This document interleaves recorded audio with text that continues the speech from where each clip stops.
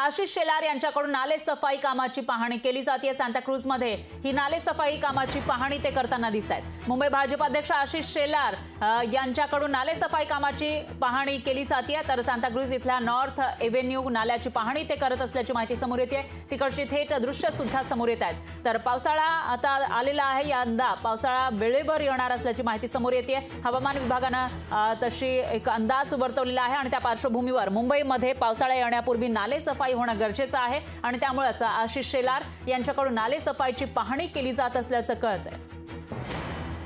तर ही दृश्य आपण बघू शकतोय, मुंबईमधली दृश्य आहे। सांताक्रूजमध्ये नाले सफाईची पाहणी आशिष शेलार करताना दिसत आहेत। तर आशिष शेलार यांच्याकडून नाले सफाईची ही पाहणी केली जाते आणि त्यानंतर आता नाले सफाई पावसाळ्यापूर्वी पूर्ण होते का ते बघावं लागेल, कारण अजूनही या नाल्यामध्ये आपल्याला घाण दिसते।